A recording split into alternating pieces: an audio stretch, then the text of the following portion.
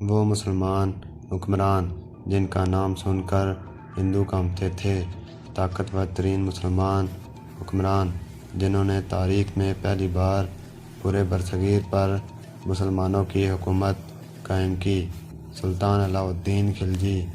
برصغیر پاک و ہند کا طاقتور ترین مسلمان حکمران جس نے تاریخ میں پہلی بار پورے برصغیر پر مسلمانوں کی حکومت قائم کی اور جس کا نام سن کر ہندو کانپتے تھے، سلطان علاء الدین خلجی نے ہندوستان پر منگولوں کو 1298 میں قبضہ کرنے سے روکا۔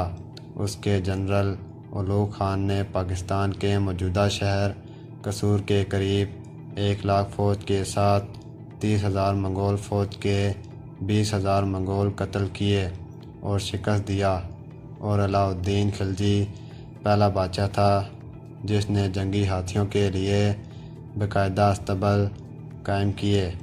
اس سے پہلے ہاتھی صرف جنگل میں پکڑے جاتے تھے۔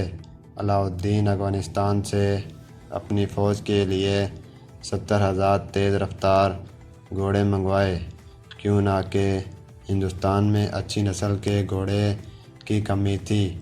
انہیں سکندر ثانی بھی کہا جاتا ہے، کیوں نہ کہ انہوں نے برصغیر میں مسلمانوں کی حکومت کو مشرق میں بنگال سے لے کر جنوب میں دکن تک پھیلا دیا۔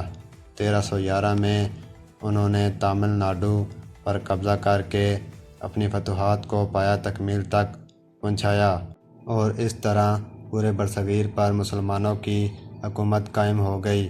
وہ ہندوؤں سے صرف سردیوں میں جنگ کرتے تھے، جس کی وجہ یہ تھی کہ مسلمان کیوں نہ کہ ترک نسل سے تھے، اس لیے وہ سردی برداشت کر سکتے تھے، جبکہ ہندو سردی برداشت نہیں کر سکتے تھے۔ ان کی اسی حکمت عملی کو اپنا کر احمد شاہ ابدالی نے 14 جنوری 1761 کو پانی پت کی تیسری جنگ میں مرہٹوں کو شکست فاش دی۔ کوہ نور ہیرا دکن کے تیلگو مہاراجاؤں کے قبضے میں تھا اور دنیا اس سے لاعلم تھی، حتیٰ کہ سلطان علاء الدین نے کوہ نور ہیرے کو 1310 میں دریافت کیا۔ جب سلطان علاء الدین نے اس ہیرے کو پہلی دفعہ دیکھا تو وہ اس کی رنگ برنگی چمک دیکھ کر حیران رہ گئے، اور اسی لیے انہوں نے اس سے کوہ نور کا نام دیا، جس کے معنی ہیں نور کا پہاڑ۔ جب علاء الدین نے دکن کو 1310 میں فتح کیا تو وہ کوہ نور ہیرے کو اپنے ساتھ دلی لے گئے۔ کوہ نور ہیرا ایک موتی دیوی کی پیشانی میں جڑا ہوا تھا، جو کہ دولت اور خوشحالی کی دیوی مانی جاتی تھی۔ جب علاء الدین دیوی کو توڑ رہا تھا تو پنڈتوں نے اسے ایسا کرنے سے منع کیا، مگر انہوں نے یہ تاریخی جملہ کہا، میں بت شکن ہوں، بت پجاری نہیں۔